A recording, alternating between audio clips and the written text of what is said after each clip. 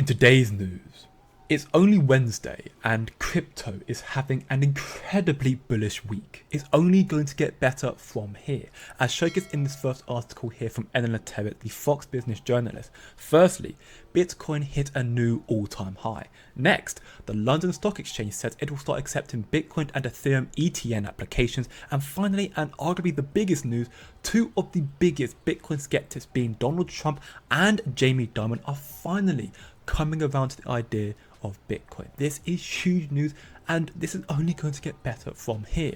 In an article from Bloomberg themselves, they stated that Bitcoin is creating 1,500 new millionaires per day. This is colossal news and proof that Bitcoin right now is changing the world. There are going to be many more millionaires coming from Bitcoin and crypto in the very near future, especially with mainstream media now jumping on the crypto bandwagon. This just in, BBC News in the United Kingdom, they covered Bitcoin saying that almost hourly, now this virtual currency is hitting new all-time highs. This is a once in a lifetime opportunity and you need to start doing your own research into this new monetary age that will incorporate cryptocurrencies, because I'll tell you something, in a quite comedic video here from the Bitcoin Maxi and MicroStrategy founder Michael Saylor. First off, just imagine being a billionaire like himself and not giving a care in the world about what anybody says, because he has outperformed every other human at the highest level on earth.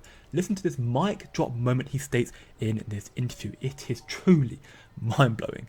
Because they expect because they want to sell it eventually, Michael. I mean, let's be honest. Most of the people who are, yes, sure, some people pass it on to their children, but like most of the people who are buying assets at some point want to sell the assets at a profit. So let me say it a different way. Okay. People that use fiat currency as a store of value, there's a name for them. We call them poor. Okay.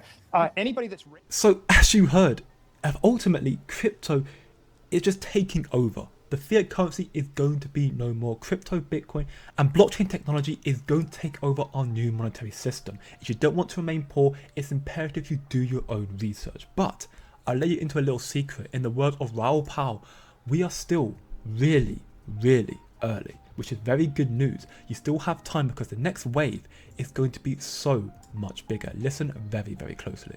They're not like brokers get on the phone like buy, sell. They go and have a steak dinner with their best client who talks about this Bitcoin ETF. They're like, I'm not sure. They read Barron's that week. They're like, I'm not sure if it's the right thing to do. They then go and play golf. Their other client talks about it. And eventually, you know, this huge property developer from Cincinnati then sticks in, you know, $5 million into the ETF. This is the process. So it's actually really slow. And we've only just started. And a lot of these people are driven by price. They start with 1%. And then before you know it, they get up to 5%. They're like, fuck it, we're going to 10% because they start to understand the power of this thing. So it becomes very reflexive in price action. Then there's also these massive platform models like BlackRock, Fidelity, Morgan Stanley, JP Morgan, that suddenly add it to their asset allocation mix. And those guys control like $1 trillion of assets. So once they do it, it's the same process. It then starts dollar cost averaging in.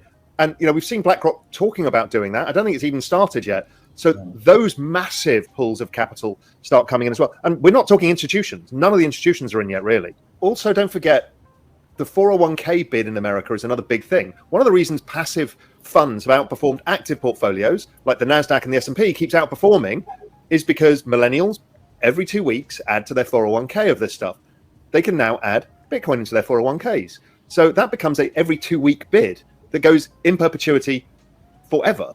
Now, it doesn't mean it can't go up and down, you know, with the business cycle, but it's a very big structural change that people don't really understand. Thanks for watching. Please like, subscribe, speak, good day, and good night.